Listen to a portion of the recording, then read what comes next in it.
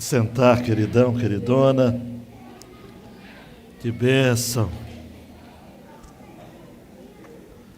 Uau. Abra sua Bíblia no Evangelho de Lucas, no capítulo 9. Tempo de férias é bom que sempre tem visitante querido na igreja, gente em outra cidade, o Cauã, seja bem-vindo, direto do Rio de Janeiro.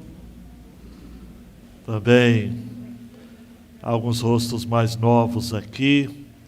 Depois do culto a gente dá as boas-vindas melhor. Pastor Léo, Dani, as meninas também de férias. Alguns irmãos vão estar a partir de amanhã lá na Estância Palavra da Vida, o Elinho, a Jéssica, quase não gosto da Jéssica, dessa semana, e o Ney e a Gisele também, acredito que estarão. Acho que daqui é só os dois casais. O Alexandre e a Jane, olha só, que milagre, hein? Vou conseguir realmente levar. Eles nem vieram hoje de manhã e de noite já para arrumar as coisas, porque realmente é muita... arrumar os preparativos não é fácil, não. Ai, ai. Evangelho de Lucas, capítulo 9, 49 a 56.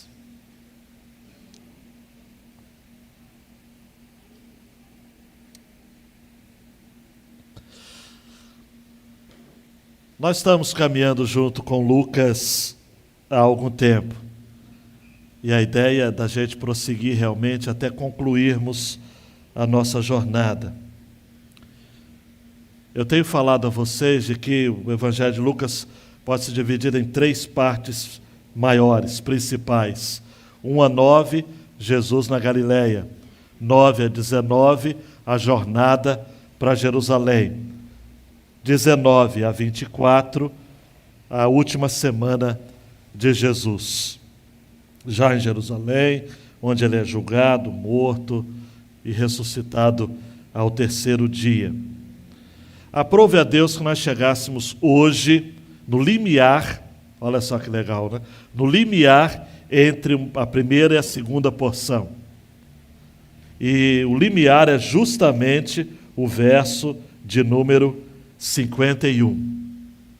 A partir então de 9:51 até 19, quando nós temos Jesus entrando, ou se aproximando, melhor dizendo, de Jerusalém, Lucas vai estabelecer no seu evangelho grande parte do seu material inédito. E eu costumo pensar, e quero propor a você que pense comigo, que Lucas propõe um diário de viagem. E nesse diário de viagem, preste atenção, Lucas vai incluir algumas parábolas que são somente dele, ou material coletado dele.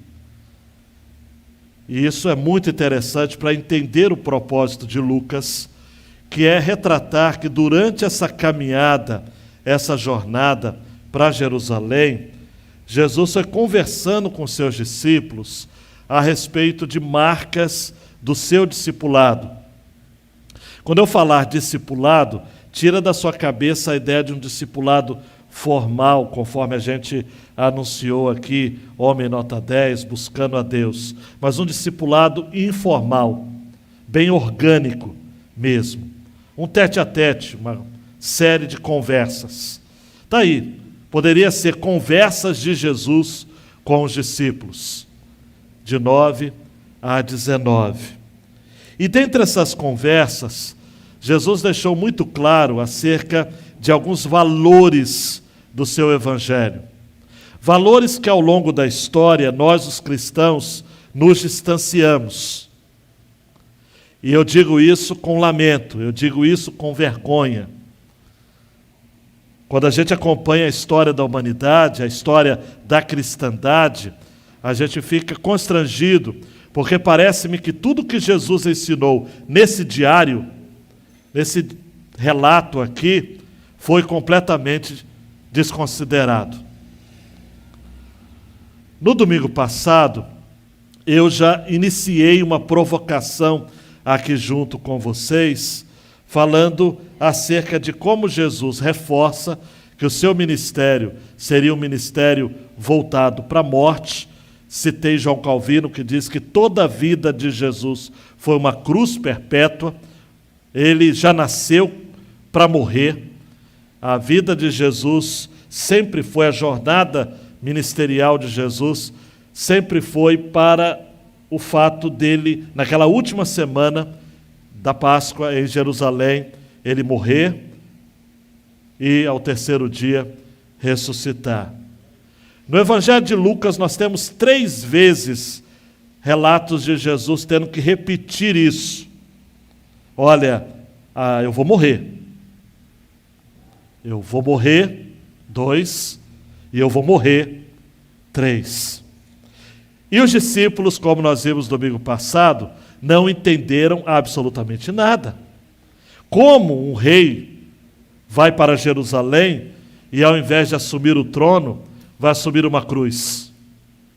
Como um rei que vai ser aclamado em Jerusalém, segundo a profecia, Hosana, bendito que vem em nome do Senhor, depois de algum tempo vai sofrer um julgamento injusto, ilegal, pela madrugada, e vai ser condenado à morte, e uma morte romana ainda, uma morte de cruz.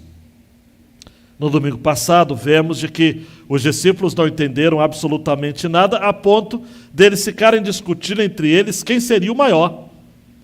Porque a cabeça deles era o trono de Jerusalém, o trono de Davi.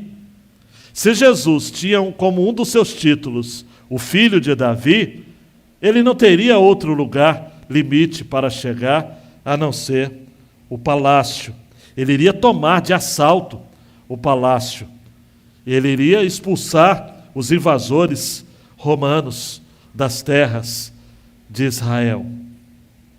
Mas, contudo, porém, entretanto, Jesus vai na contramão disso tudo. E ele chama uma criança, atenção, e coloca a criança no meio e diz que quem não recebesse aquela criança não estaria recebendo a ele o próprio. E que o menor de todos eles seria o grande. Aí você deve estar entendendo, ou pensando aí no seu lugar. Agora os discípulos entenderam.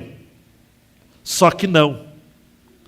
Agora a discussão era acerca daqueles que não estariam a favor ou do grupo a que Jesus estava liderando naquele momento.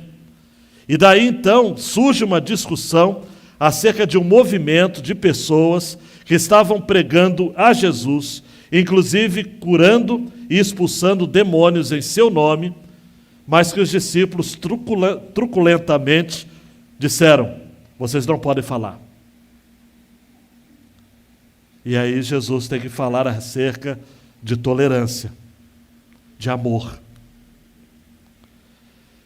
Lucas então coloca uma passagem única no seu evangelho, em que Jesus manifesta no seu semblante a firme resolução de ir para Jerusalém, e ele opta de fazer uma rota que era muito comum, passar pela Samaria, isso para que ele ganhasse tempo, porque dar a volta, o mapa não está aqui, mas para sair da Galileia, para ir para Jerusalém, que era na Judéia, teria que se dar uma volta muito grande. Então a necessidade era atravessar o território samaritano, que, como os samaritanos belicosos que eram, vez por outra perseguiam, maltratavam, matavam, pilhavam os judeus que passassem por aquela rota. Não era comum. Leia João capítulo 4, que você vai entender que não era comum que judeus sequer falassem com samaritanos. Daí então, Jesus, o seu grupo não é bem recebido e os discípulos agem mais uma vez com intolerância. Me parece que os cristãos não aprendem nunca que não se paga o mal com o mal. Os cristãos parece que não entendem nunca, até nos nossos dias, que nós não temos que brigar, que nos armar, que agir com violência, de fazer os nossos argumentos sobressaírem por meio da força, que na lógica do reino, perde quem ganha, ou melhor, ganha quem perde, o maior é o menor, e se você quer subir, você tem que descer. E aí Jesus fala mais uma vez para eles em termos de amor. Então a temática da mensagem de hoje é amor e tolerância, as marcas do cristianismo. E o tema é bem sugestivo: o amor salva, já o ódio, você completa essa frase. Deixa eu só abrir um parênteses. Eu estou lendo um livro sobre educação clássica. Não é um assunto que eu domino e nem acredito que seja a minha área de estudo.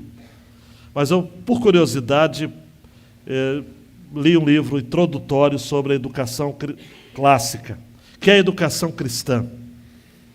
Ao longo da história, movimentos na área de educação fizeram questão de reforçar a herança cristã do Ocidente.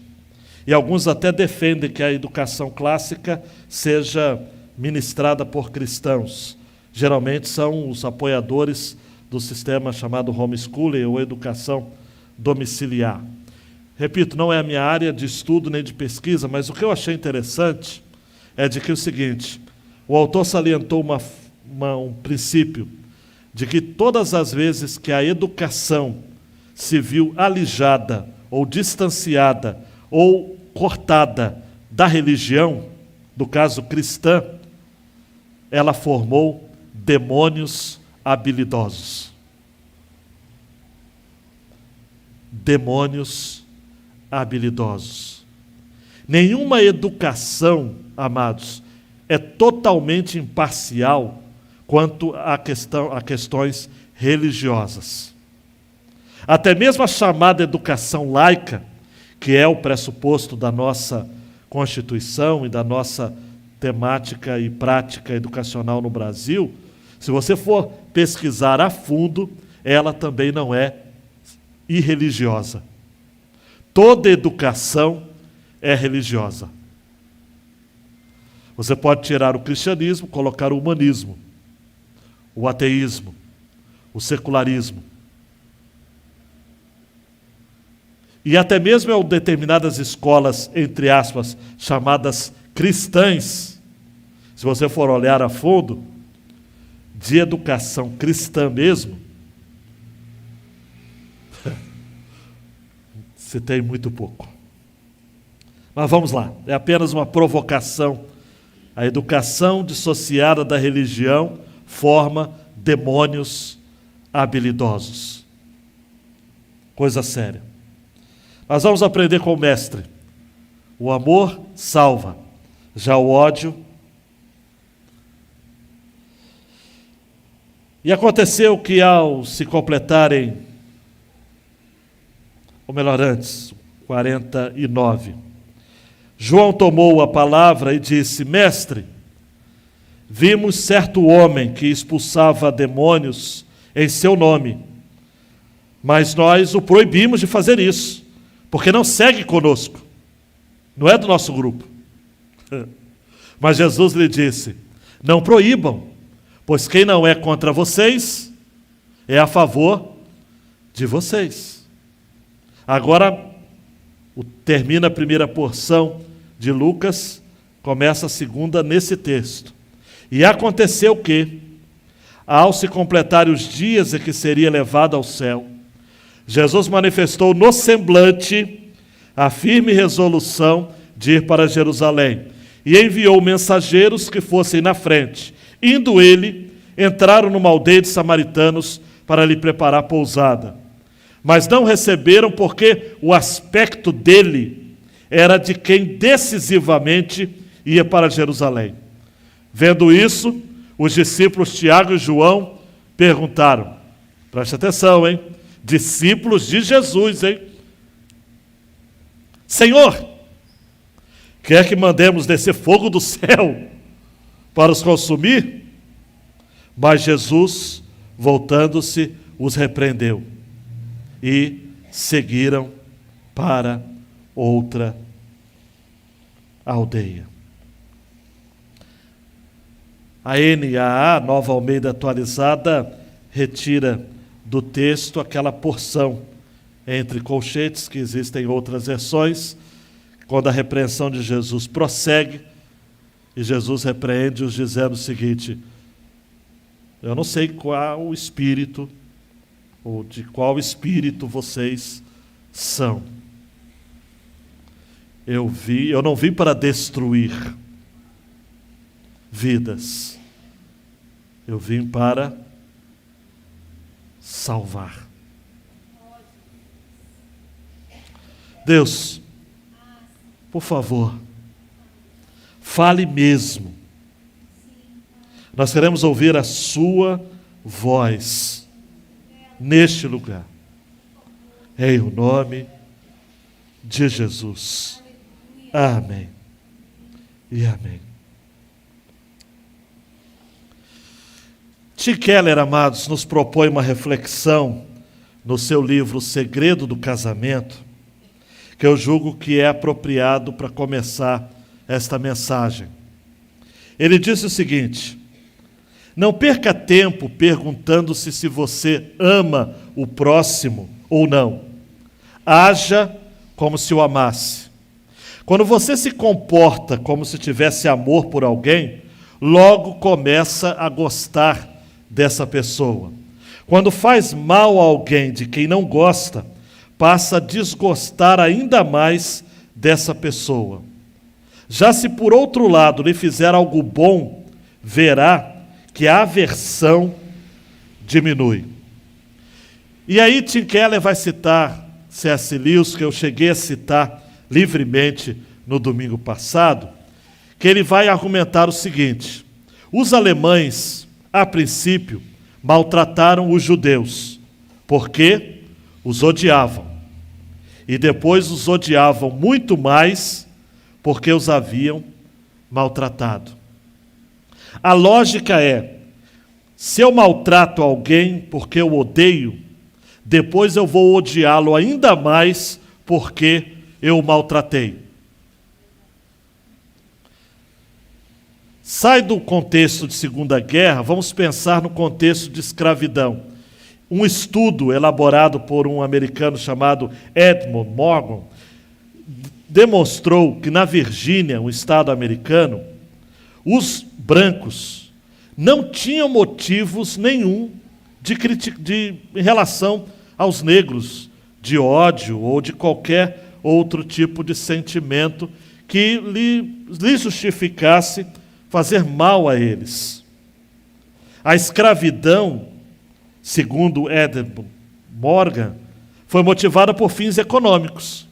Mas, uma vez colocada em prática, esses brancos começaram a sentir e expressar um crescente desprezo racial pelos negros. É o mesmo padrão. Eles não começaram a escravizar os africanos porque os desprezavam. Eles passaram a desprezá-los porque os escravizaram. Então, na relação, amados, entre ódio e amor, você vai estar determinando que tipo de relacionamento você precisa ter em relação ao outro. E muitos dos que vivem nos nossos dias, que manifestam uma certa brutalidade, uma animosidade próxima ao animalismo mesmo, em relação ao outro, muitas vezes eles não o fazem inicialmente, porque odeiam. Mas a partir do momento que eles os desprezam, que eles são intolerantes, que eles lançam palavras de ordem em relação a determinados posicionamentos diferentes do dele, reflexões do tipo: eu não entendo como você pode gostar de azul, se a cor que eu gosto é amarelo. Claro que eu estou usando uma metáfora aqui. Esse sentimento de animosidade e de ódio constrói, desemboca em crimes. E aí se torna fácil desprezar e maltratar aqueles a quem já no nosso coração nós já o declaramos como sendo alvos da nossa própria intolerância. É a questão da xenofobia.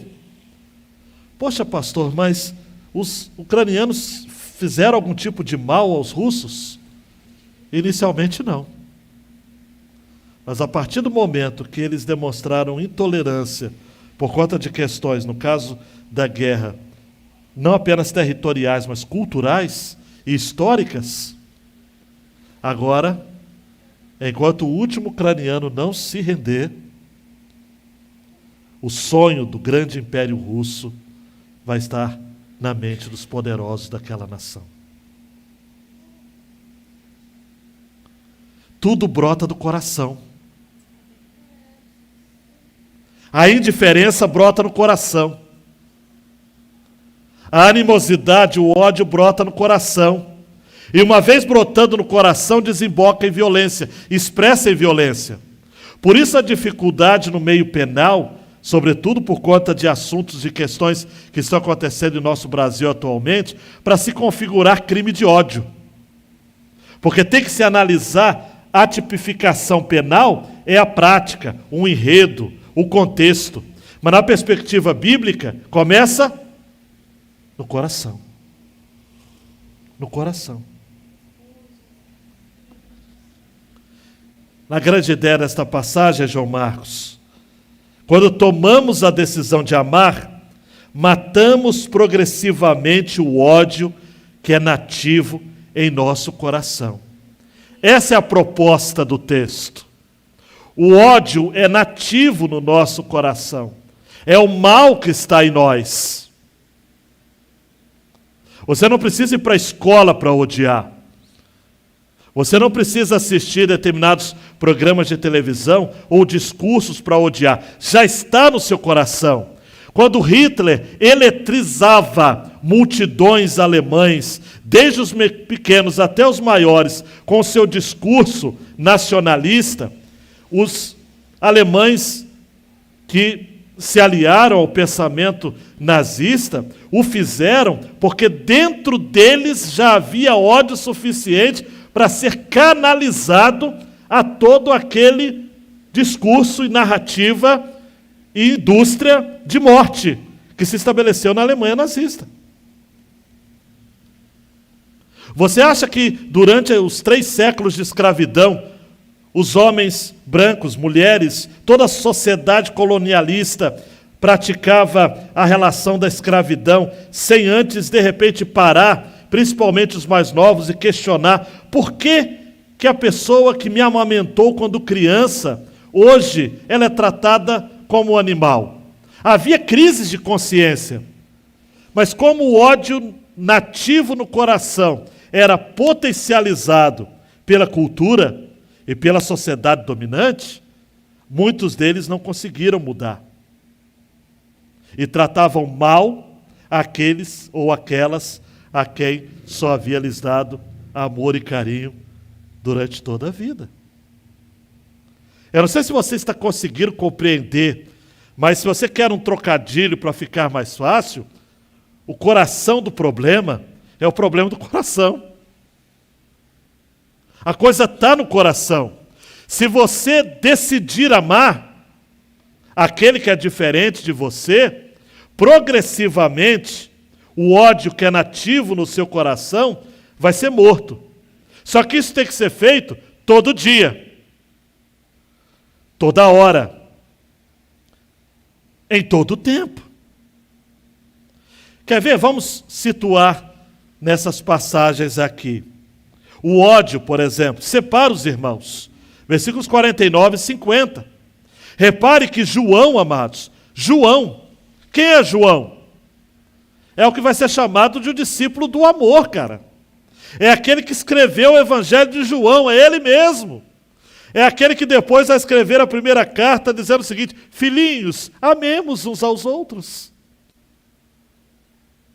Mas é esse que toma a iniciativa, não foi Pedro, o truculento, o arrepio, o impulsivo. Não, foi João. E Lucas faz questão, e Marcos também, de colocar o nome desse cidadão para ficar claro que até mesmo das pessoas que a gente julga serem mais amáveis, dentro do coração tem ódio suficiente para mandar calar a boca aqueles que estão pregando o mesmo Cristo que nós, apenas porque não faz parte da nossa denominação.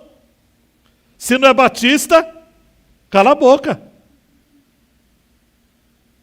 Se não é da Assembleia de Deus, não tem vez.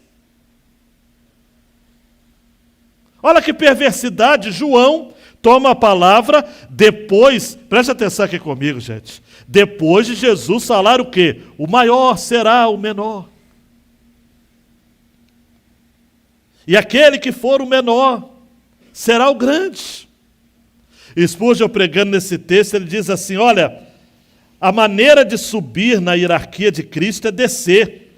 Esteja disposto a fazer a coisa mais mesquinha e você estará crescendo na estima de Cristo. Quando você é ótimo, você é pequeno. Quando você não é nada, então você é ótimo. O Senhor tira de nós as gotas negras de orgulho que nos fazem erguer sobre a nossa dignidade e pensar que devemos ser alguém. Alguém? Deus não usará tão alto quanto você é alguém, mas quando você não é ninguém, Deus irá magnificá-lo grandemente e usá-lo em sua igreja. E aqui João, amados, que não entendeu nada. Jesus acabou de falar, entrou no ouvido e saiu do outro. Porque João chega e fala assim, mestre, vimos certo homem que expulsava demônios em seu nome. A ênfase é aqui, em seu nome. E nós o proibimos. Você vê que eles não perguntaram para Jesus antes, né? Dizendo, Senhor, a gente deve proibir ou não? Nós já falou. E João estava certo que Jesus ia bater no ombro dele e falar, João, cara, você é demais. Nota 10 para você. E nós o proibimos, disse João, porque não segue conosco. No original hebraico, grego, diz assim, não é do nosso grupo, não é do nosso partido, né? Não faz parte da nossa comitiva. Mas Jesus lhe disse, não proíbam. Quem não é contra vocês, é a favor de vocês. Em outras palavras, olhe para mim, dizendo o seguinte, há motivos, Jesus falando, para vocês odiarem, proibirem esses. Eles fizeram alguma coisa com vocês? Eles não estão falando o mesmo que vocês?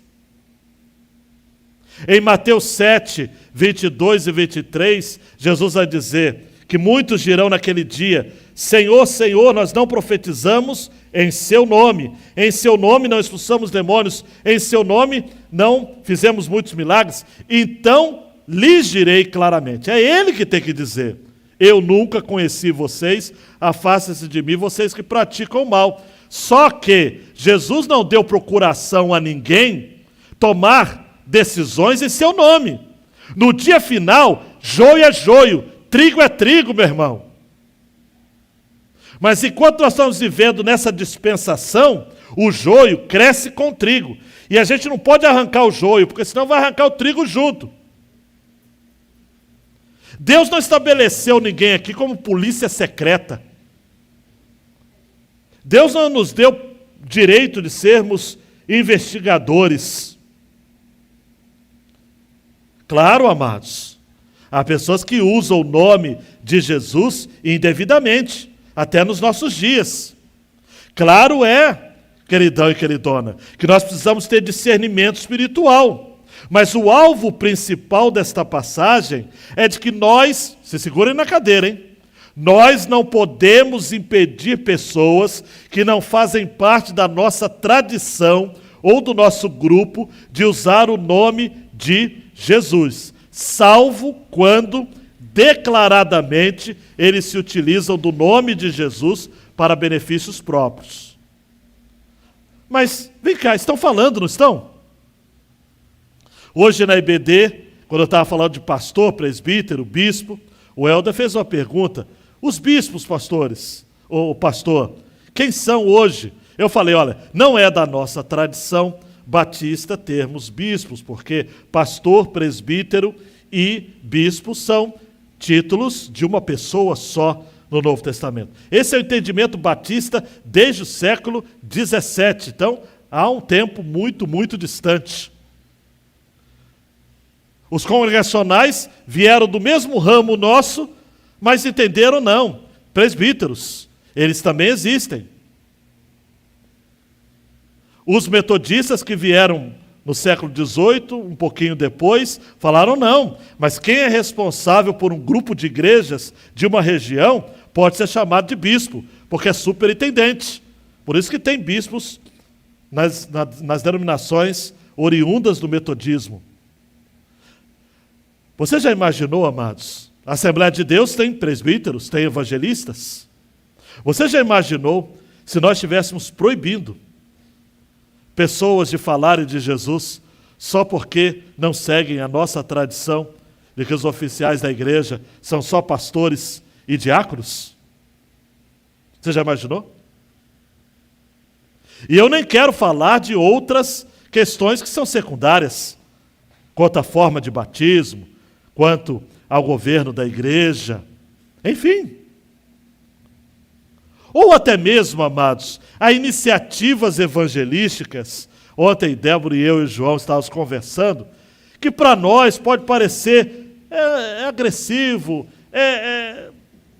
não é de bom tom, mas gente, estão pregando de Jesus. Ontem na praça tinha um pessoal tocando instrumentos e orquestras e tudo mais. Muitas vezes na frente de supermercados, nas praças, nós temos pessoas pregando o evangelho. Amados, vamos proibi-las? Vamos proibi-las? Não. Por que proibir, amados? Alguém que está libertando pessoas em nome de Jesus. Por que proibir? Por que ser belicoso, briguento com aqueles que apenas não seguem conosco? Quer que eu provoque você mais ainda?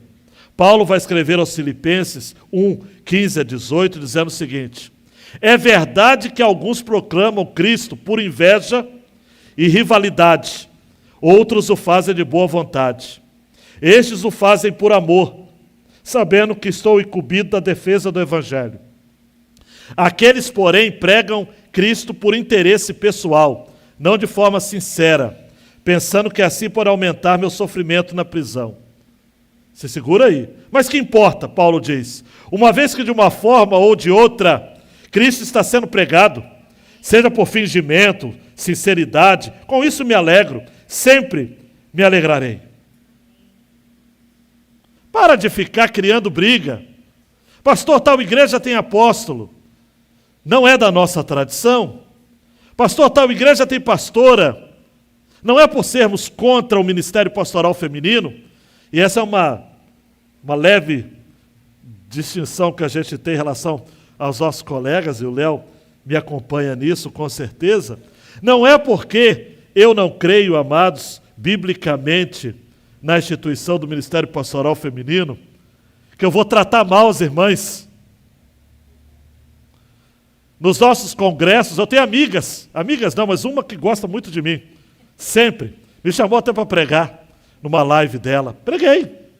Não a chamo de pastora, eu chamo de irmã, mas o trato com deferência. Ela tem um rebanho, lá em Campos dos Goitacazes.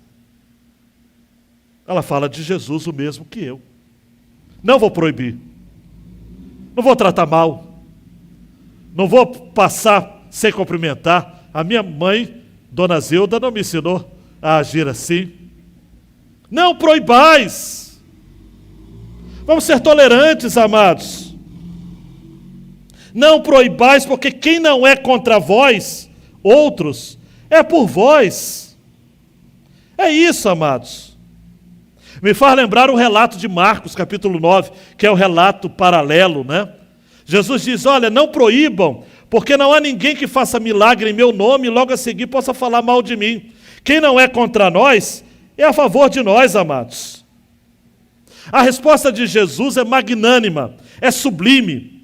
Uma pessoa que se reporta ao nome dele não deve ser considerada adversária. Mesmo em sua posição isolada, nós devemos encará-la como aliada. Sempre. É aliada, amados. Deus tem me dado ao longo de 30 anos de ministério quase oportunidade de conviver com irmãos diferentes. Já preguei numa determinada denominação, que não preciso dizer o nome, que as mulheres usam véu. Mulheres de um lado, homens do outro. Tive o privilégio de pregar no dia da Bíblia ali. Tive a oportunidade de pregar em igrejas que têm torcido o tempo todo.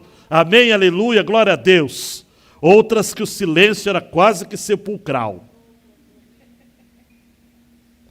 Mas a palavra de Deus tem sido pregada, e vínculos de amizade, de companheirismo, amados, estão pregando o mesmo evangelho. Pastor Paulo César Brito, na Igreja Maranata, meus irmãos da Igreja Cristã Casa de Oração, até falei o nome da denominação que estive tendo o privilégio, irmãos da Assembleia de Deus, amados, entendimentos distintos dos nossos em relação aos dons espirituais, por exemplo, mas são meus irmãos, são nossos irmãos, estão pregando o Evangelho. Existem pessoas que só vão ser alcançados em igrejas assim, amados. Tem que ter fogo puro, tem que ter, porque tem gente que precisa disso, carece disso. E são meus irmãos, amados. No céu ninguém vai ter placa. Eu sou da Batista. Eu já contei a história aqui dos reformados, que Deus vai mostrar o céu para um determinado irmão, mas teve que falar baixinho, porque num canto escuro, num quarto secreto, estavam os reformados. E aí, Jesus falou o seguinte, olha, não fala muito, porque eu não quero contrariar eles. Eles pensam que só eles estão aqui.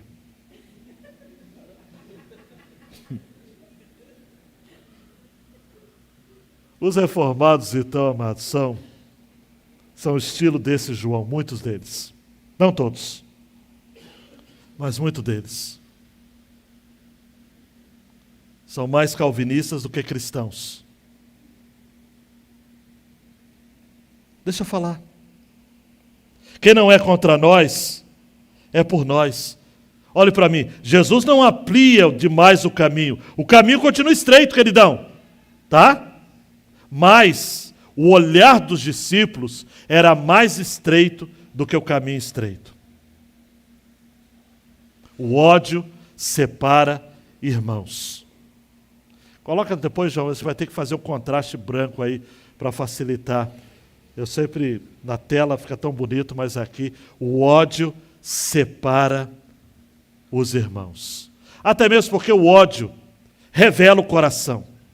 Em 51 a 56 nós temos esse coração dos discípulos revelado. Jesus manifesta no seu semblante a firme resolução de ir para Jerusalém.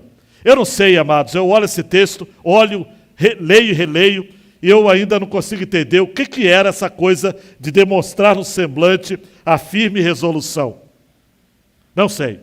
Eu só sei que me parece que todo mundo que olhava para ele, inclusive os samaritanos, olhavam e falavam, esse camarada, esse cidadão vai para Jerusalém. Vai para Jerusalém. Jesus então manifestou isso. E ele então envia mensageiros para que fossem na frente, para buscar uma pousada em uma das cidades ou aldeias dos samaritanos. E eles não receberam.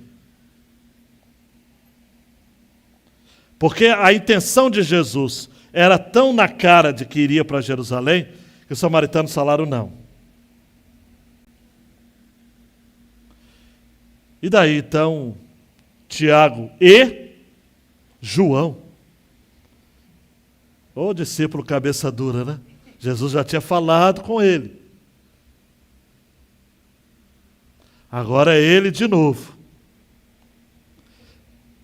E ainda demonstraram que conheciam a Bíblia. Citaram o 1 Reis. Senhor, assim como Elias mandou descer fogo do céu, o Senhor quer que mandemos descer do céu fogo também? E, olha para mim, sabe o que me salta aos olhos nesse texto? Eles eram homens de fé. E isso a gente não pode questionar. Porque eles não falaram se. Eles falaram o seguinte: Senhor, quer que mandemos descer fogo do céu? Vai ter autoestima assim, lá na Galileia, amados. Isso é fé. O senhor quer? Olha só, é engraçado até, amados. Porque é muita... O ódio, amados. O ódio é insano. Eles chegam para Jesus, todo-poderoso, e dizem: Senhor, quer que mandemos descer fogo do céu? Eu não sei se Jesus riu. Eu iria morrer de rir. Como é que você chega para Jesus e fala assim: Senhor, o Senhor quer que mandemos? Quer que mandemos descer fogo do céu? E Jesus diz: para com isso, cara. Que espírito é de vocês? Não é o Espírito Santo, é o espírito de porco, sei lá o que é, mas não é o Espírito de Deus. Eu vim para salvar.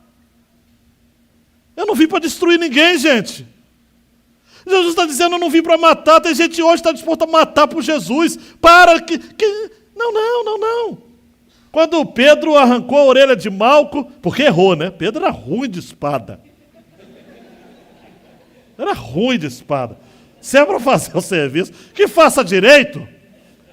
Ele errou e cortou a orelha. Jesus foi lá, pegou a orelha, colocou no lugar. Disse: Pedro, quem ferir com espada será ferido. Calma. Esse negócio de... A arma é para quem tem direito de usar. É concessão do Estado, para quem protege o Estado, você, as pessoas. Aí você fala: ah, mas Jesus mandou levar 2 espadas. É, eu sei. Mas o texto está dizendo lá no Evangelho, para que se cumprisse aquela profecia. E ele foi contado entre os transgressores.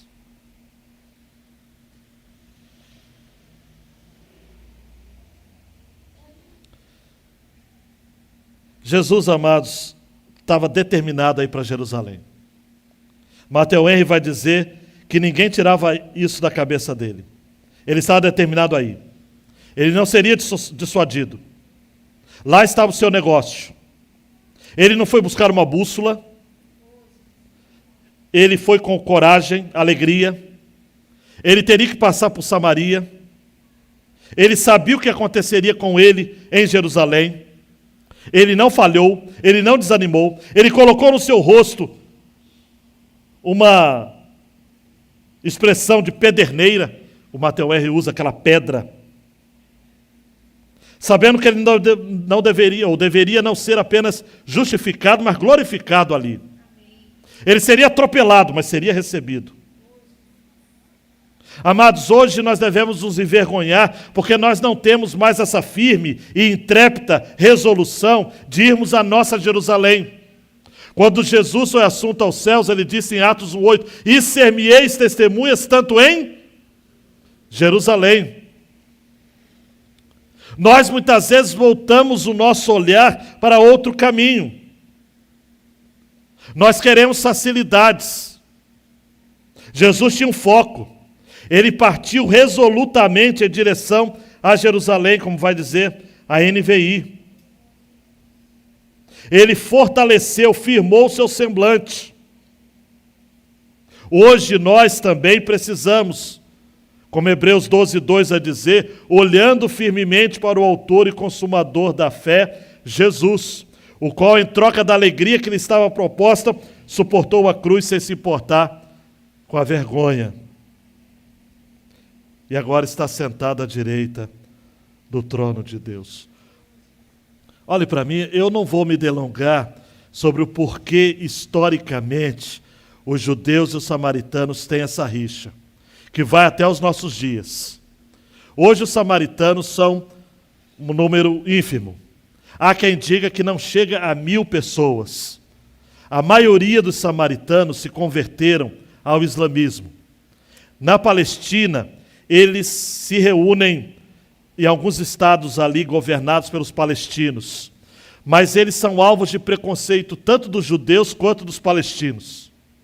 Os judeus dizem, vocês não são judeus o suficiente. Os palestinos dizem, vocês não são palestinos o suficiente. Uma curiosidade histórica, numa comunidade recente de samaritanos, havia falta de mulheres para dar à luz a novos filhos na tradição samaritana. Um grupo de refugiadas ucranianas se converteram à religião samaritana e se tornaram mães de outros, de uma geração de samaritanos. Então, até hoje, é uma situação muito delicada, os samaritanos. Mas, rapidamente aqui, na história, você se lembra em 1 Reis 12, que houve a separação das tribos, a revolta das tribos de Israel. 2 tribos ficaram em Jerusalém, Judá e Benjamim, sob liderança de Roboão, filho de Salomão, e as outras 10 tribos foram para Samaria, foram chamadas de Reino do Norte. E ali todos os reis das dinastias do Reino do Norte, todos, sem exceção, fizeram o que era mal aos olhos do Senhor. Em 2 Reis 17, no ano 722, a Assíria toma Samaria e deporta os moradores daquela cidade, daquelas regiões, para outros povos, para outras terras, e importa pessoas de outras nações pagãs, e há uma mistura, um sincretismo ali, tanto cultural, quanto político, quanto religioso. Daí então os samaritanos, eles nascem dessa mistura. Em Esdras capítulo 10, a orientação do Senhor é de que os israelitas que já eram casados com mulheres estrangeiras as despedissem. Então havia uma separação, porque os samaritanos eram considerados mestiços. Honravam alguns detalhes da lei, como os livros de Moisés, mas não honravam os reis nem os profetas da tradição judaica. Eles tinham um território, em João capítulo 4 você vai ver de que eles tinham um território. E ali os judeus não se comunicavam com os samaritanos.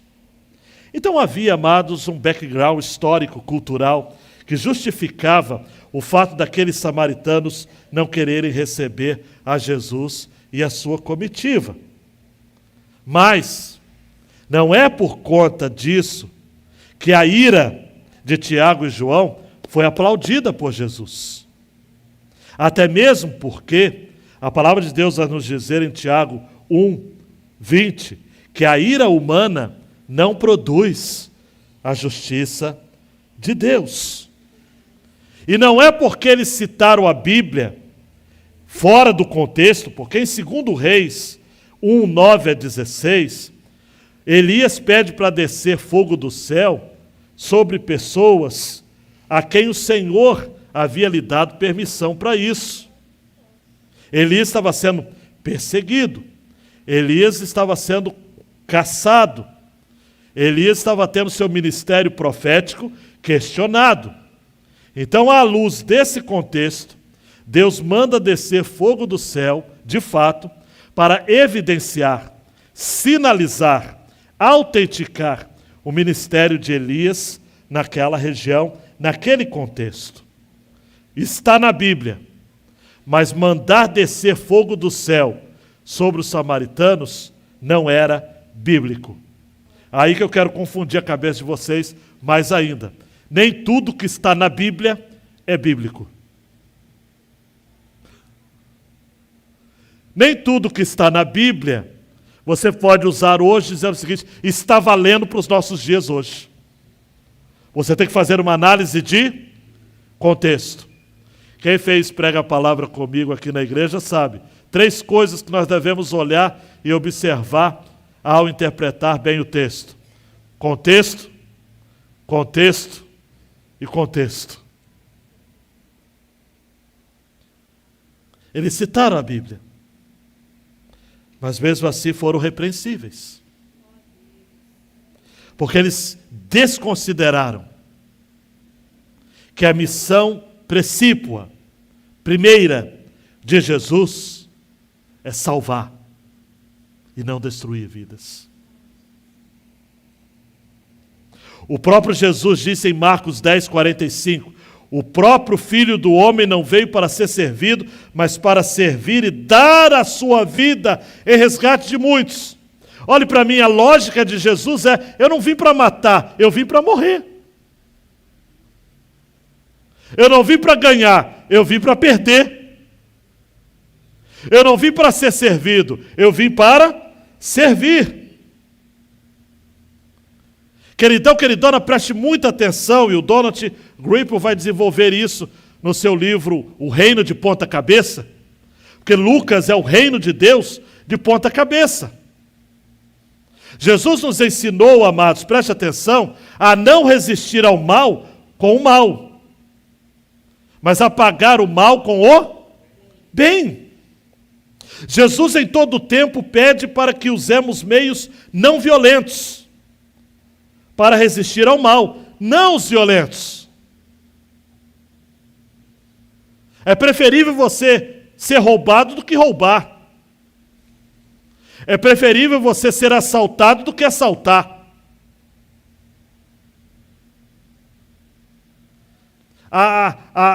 O seu direito de legítima defesa, você precisa entregar ao pé da cruz, porque é Ele que faz justiça,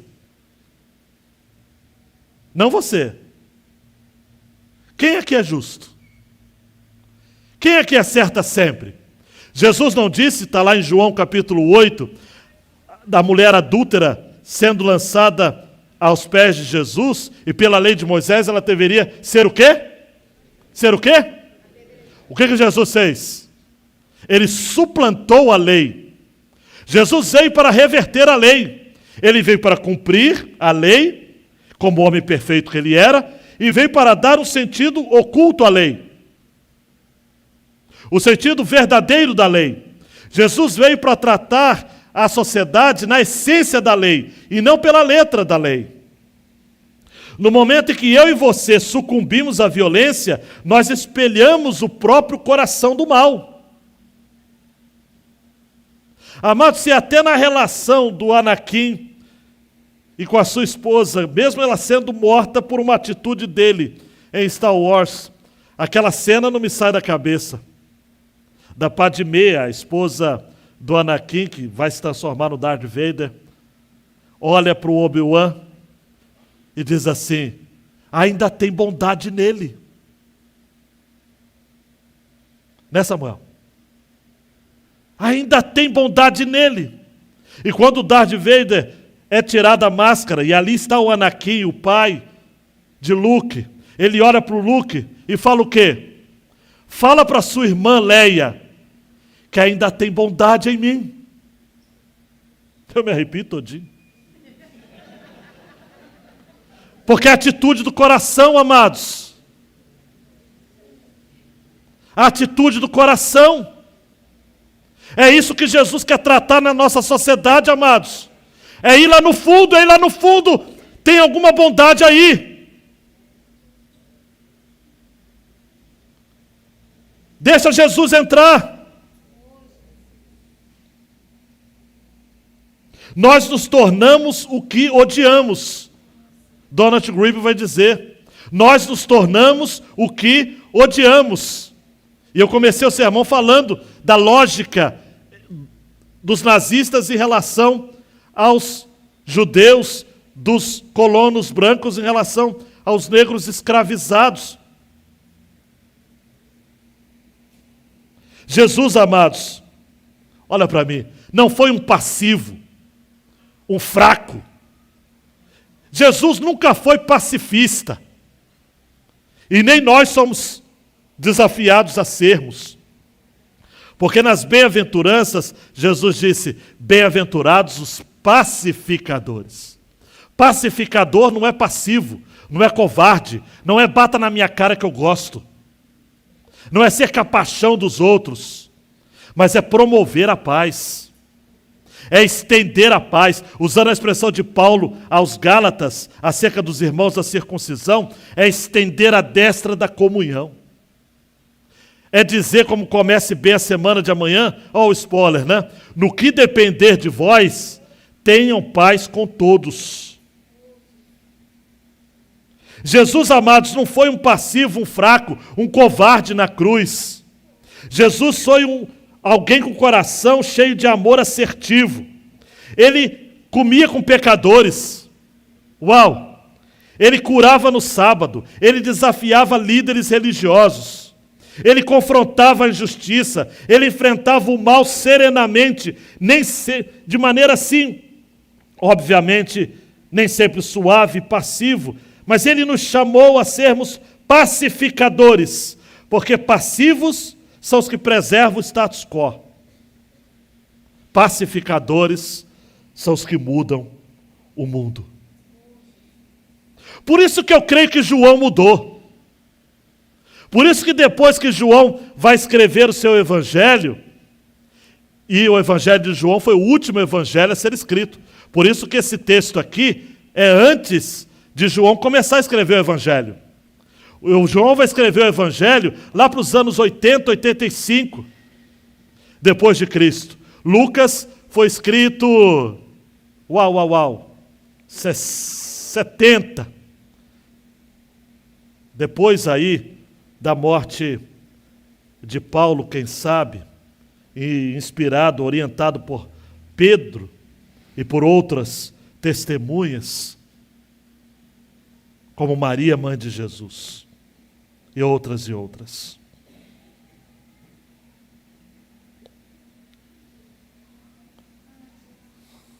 Vamos tomar cuidado, amados. João Marcos. Nós temos de aprender a lidar com as diferenças secundárias que envolvem os mais variados grupos denominacionais, amados. Valorizamos nossa tradição batista, mas nós não somos os únicos, amados. E entre os batistas há reformados e não reformados. Há pentecostais no nosso meio. E que, salvo que não estiverem fazendo atrocidades ou discrepâncias, dá minha mão. Mas a gente quer transformar tudo em briga, amados. Tudo é treta. Tudo é confusão. Final do ano eu vou estar em Nova Iguaçu, que já é um desafio de tolerância. E lá, com o grupo de pastores, eu vou passar 2 dias, sexta e sábado, falando sobre escatologia. Haja amor e tolerância no coração. Mas dá, gente, dá para caminhar juntos. Dá. Nenhuma denominação tem um monopólio absoluto da verdade. Nenhuma perspectiva teológica é revelação de Deus. É construção humana. Eu falo isso, os meus amigos teólogos pulam, mas é verdade. Ainda mais teologia sistemática, que eu dou aula. Eu estou seguindo um sistema. Vou dar aula agora ao Seminário Batista lá do Sergipe. Até o livro me foi recomendado pelo professor anterior da disciplina. Falou, use esse, o Millett Erickson. Porque ele é batista e não é tão reformado quanto nós. Então, vai ser legal para não assustar a galera. É a teologia sistemática. Nós devemos, amados, entender que outras denominações podem estar corretas nas questões essenciais, ainda que não concordem conosco. Mais do que isso, nós temos de procurar acreditar que as pessoas podem ser verdadeiras seguidoras de Cristo, mesmo batizando com um pouquinho de água na cabeça, mesmo batizando crianças. mesmo tendo bispos, mesmo tendo presbíteros, mesmo dando pulo dessa altura e rodopiando, dando glória a Deus. Dá-me as mãos e meu irmão serás. Paulo vai dizer, o corpo é um, mas tem muitos membros. E todos os membros, mesmo sendo muitos, constituem um só corpo. Nós somos um corpo só, amados. Você não tem os dedos da mão no mesmo tamanho, tem? Somos diferentes. Nós fazemos parte do mesmo corpo. Outra, a determinação de Jesus em ir para a cruz deveria nos sondar o coração, se estamos de fato dispostos a viver um cristianismo que não se rende aos valores humanos. Eu fico preocupado quando eu vejo políticos, ideólogos do nosso tempo, dizendo que estão defendendo o cristianismo. O cristianismo não precisa de defesa. Spurgeon disse certa feita, pare de defender a Bíblia. Os leões não precisam de defesa. Ninguém tem que defender a cultura cristã. Ninguém tem que defender os valores cristãos. O cristianismo vai prevalecer. Lutero, no século XVI, escreveu o hino dizendo o seguinte, sim que a palavra ficará, sabemos com certeza. A palavra vai permanecer, amados. O cristianismo não será extinto no Brasil se o A ganhar ou se o B ganhar. Pode mudar governo, pode estabelecer um regime de exceção, de direita, de esquerda, que seja. O cristianismo vai continuar, porque a igreja vai continuar. Porque a Bíblia vai continuar. Ah, pastor, mas vamos nos tirar a Bíblia. Nós vamos seguir a Bíblia do coração. Na Alemanha nazista, amados, depois com a separação da Segunda Guerra, Alemanha Ocidental, Alemanha Oriental, Bíblia sendo varrida no leste europeu todo, países que foram tomados pelo comunismo, sai o nazismo, entra o comunismo, sai o diabo, entra o capeta. Mas o cristianismo floresceu, amados. Na Romênia, quem destruiu o comunismo não foi política alguma, o tal do Ceausescu. Foi a igreja que orou. Amém. O movimento de resistência, amados, da igreja do Senhor Jesus é mais poderoso que qualquer milícia. Nós não precisamos de milícias cristãs no nosso meio. Não precisamos. Nós não precisamos nos aliar ao tráfico contra a Umbanda, contra a Macumba. Não há necessidade. Nós vamos ganhá-los pelo amor. Nós vamos pregar o evangelho da graça. Não vão ficar dando chute em santa, nem destruindo terreiro com pancada. Não. Essa semana, uma igreja evangélica, amados, o pastor orou pela morte dos ministros do STF. Senhor, mata! Está na mídia. Você ri para não chorar, né? Isso é seríssimo. Tem que ser preso um cidadão desse. Isso não é cristão. É gente dizendo até hoje, quer que mandemos descer fogo do céu, Jesus? Para destruir todos que pensam diferente de nós? E Jesus está dizendo, que espírito vocês são? De espírito. Eu vim para salvar. Eu não vim para destruir.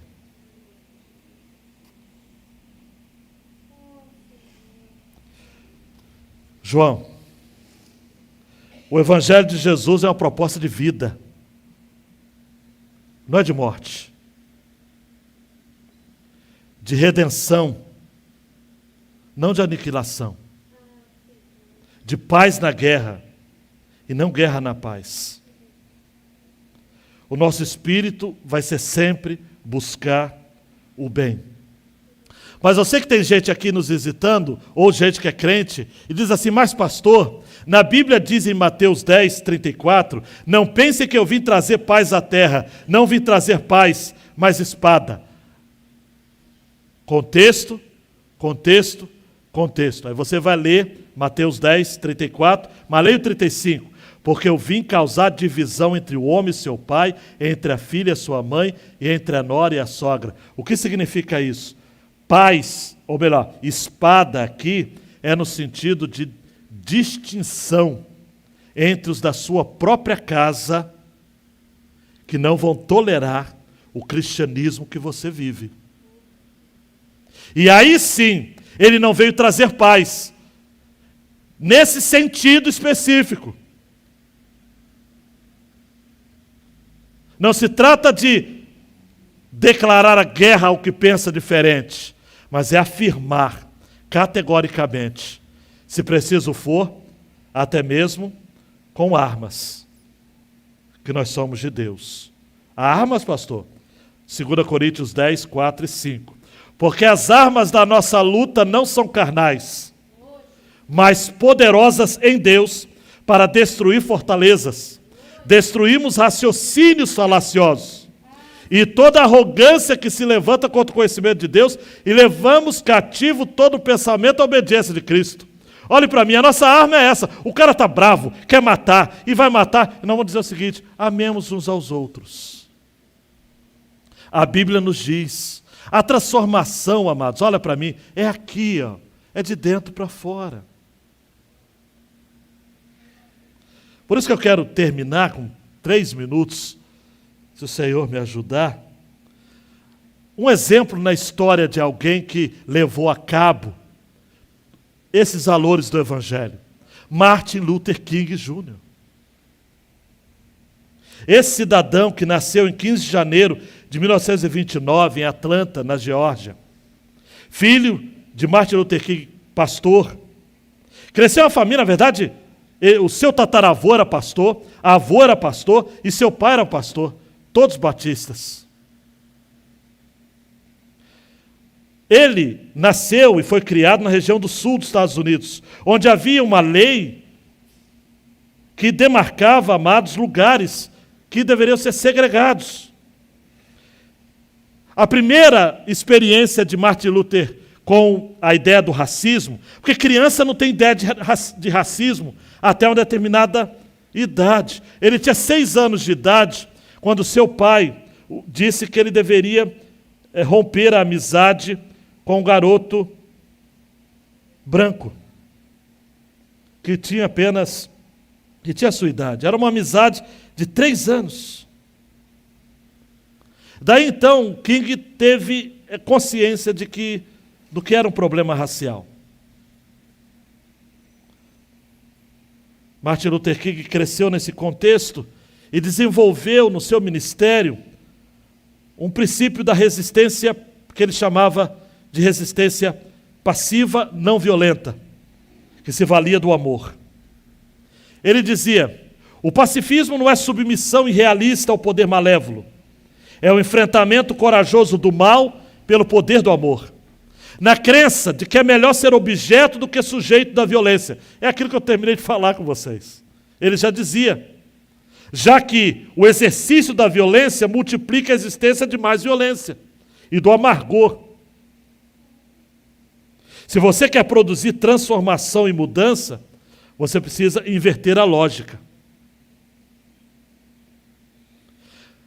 Num sermão famoso de Martin Luther King, ele disse o seguinte, lá no Alabama: foi o sermão da montanha mais do que a doutrina da resistência passiva que inspirou os negros a uma ação social grandiosa.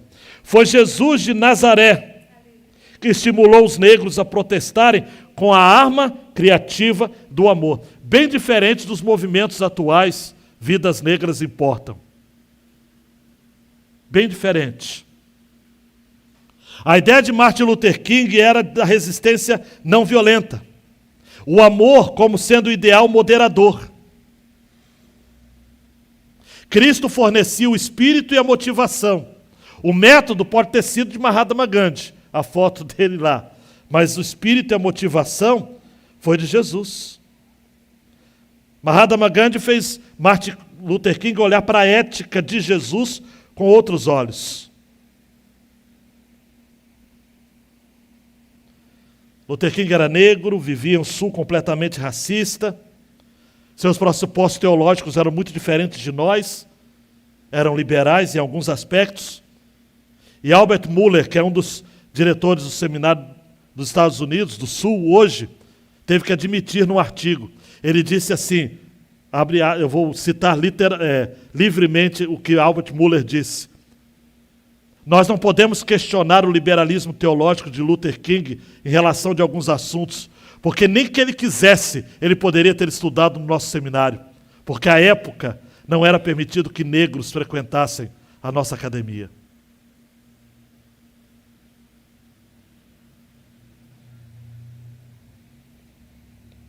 Em outro discurso, Luther King diz assim: em cada um de nós há uma guerra em curso.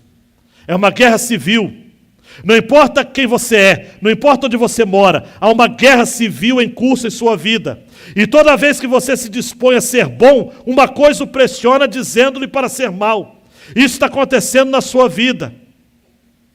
Vou seguir com o discurso dele. E há momentos em que todos nós sabemos que de alguma forma há entre nós um médico e um monstro. E acabamos tendo de proclamar, como o poeta romano Ovídio, eu vejo e aprovo o melhor, mas sigo o pior. Usando seu conhecimento da filosofia platônica ou grega no geral, Luther King disse: acabamos tendo de concordar com Platão, quando ele diz que a personalidade humana é como uma charrete com 2 cavalos teimosos, cada qual querendo seguir uma direção diferente. Ou podemos afirmar como Santo Agostinho, que disse: Senhor, dai-me a castidade, mas não ainda. Ou podemos citar como Paulo: não faço o bem que eu quero, mas o mal que eu não quero, esse eu faço. Ou Goethe, que disse: em mim a matéria-prima suficiente para produzir tanto um cavaleiro quanto um velhaco. Há uma tensão, amados, no nosso coração.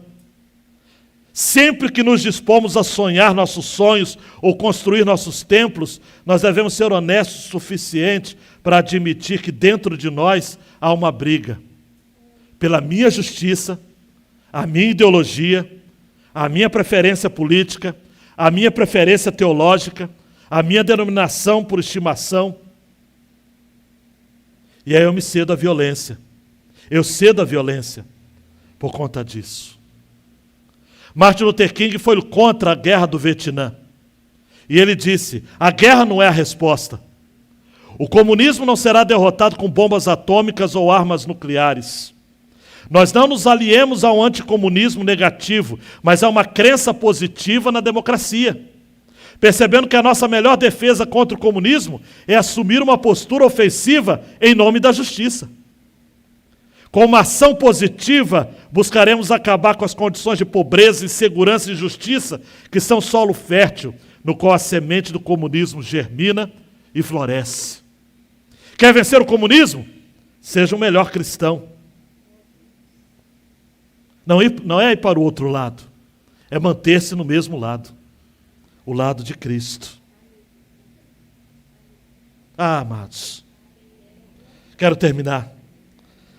Um dos sermões mais bonitos de Martin Luther King, inclusive foi o que ele pregou na noite anterior de sua morte, em 4 de abril. O sermão foi: eu estive no topo da montanha. Atual com o nosso contexto, amados. Eu estive no topo da montanha. Eu não me importo. Como qualquer pessoa, eu gostaria de viver uma vida longa. A longevidade tem o seu lugar. Mas não me preocupo com isso agora. Apenas desejo obedecer aos desígnios de Deus. E Ele me levou ao topo da montanha. Olhei ao redor e contemplei a terra prometida. Eu posso não alcançá-la, mas quero que saibam que nós, como povo, chegaremos à terra prometida. Eu estou tão feliz, eu não me preocupo com nada. Não temo homem algum. Meus olhos viram a glória da presença do Senhor.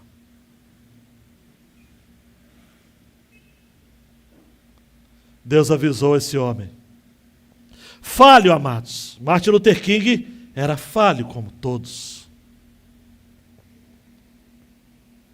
Mas ele esteve no topo da montanha. Quem está no topo da montanha vê melhor tudo em volta.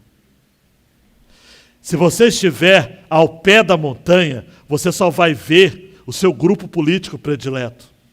Você só vai ver a sua denominação predileta. Você só vai conviver com teólogos que pensam como você. O meu desafio como seu pastor, em nome de Jesus, vamos para o topo da montanha. Vamos ver a terra prometida. Vamos ver o todo. Vamos entender que Deus tem muitos filhos e filhas.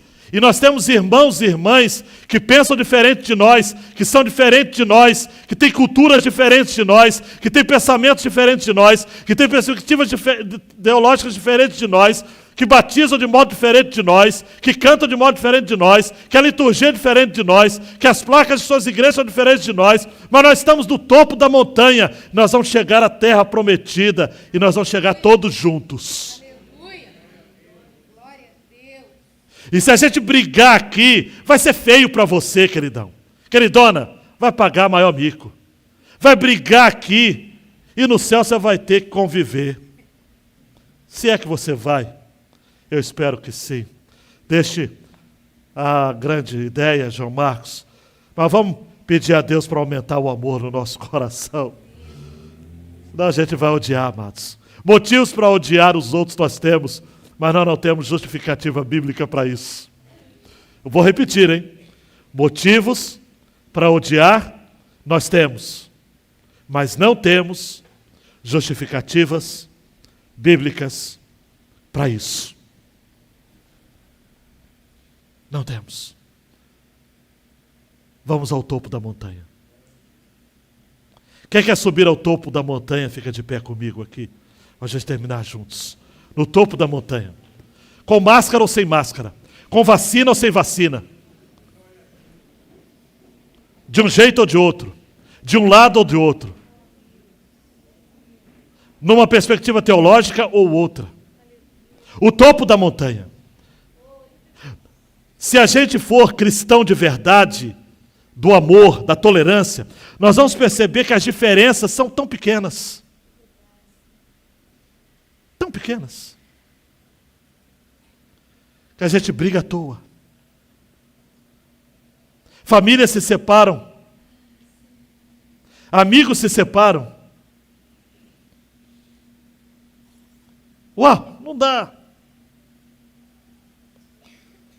Vamos olhar no topo da montanha. Estenda suas mãos assim e diga: Senhor, me ajude a amar o diferente. Me ajude a transitar com o outro. A amá-lo.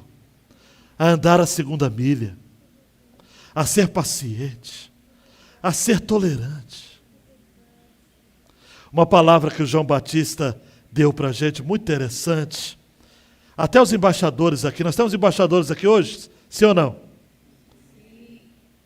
Nada de competir com as outras igrejas, como se fôssemos diferentes. A medalha que você ganha, que o outro ganha, ou que deixa de ganhar, na verdade, todos ganham. Eu não quero ninguém fazendo aqui discurso de competição. Nós temos que ensinar a todos, amados, de que nós somos irmãos. A questão é ter a certeza que a gente vai para o mesmo céu. É isso que importa. Deus, a sua palavra é essa. É uma palavra que nos pega, que nos, sabe Deus, que nos mexe. Porque tem gente pregando a mesma mensagem que a gente, só não faz parte do nosso grupo. Então nós não temos direito de ficar proibindo. E há samaritanos no nosso meio que precisam ser amados, mesmo que eles estejam recusando nos receber em suas estalagens. Ódio justificado pela história não é ódio aprovado por Deus.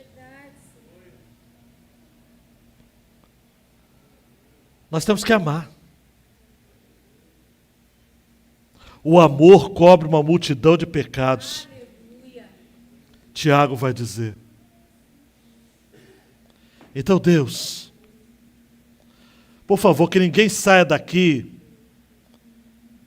armado, mas que saia amando. Porque esse é o princípio do teu evangelho. Em o nome do Senhor Jesus. Amém. Amém. Ore silenciosamente, queridão, queridona, por favor. Quero estar à porta para cumprimentar a todos, para desejar uma feliz semana. Participe da nossa cantina conosco. Mas vamos em oração pedir, Deus, confirma essa palavra no meu coração.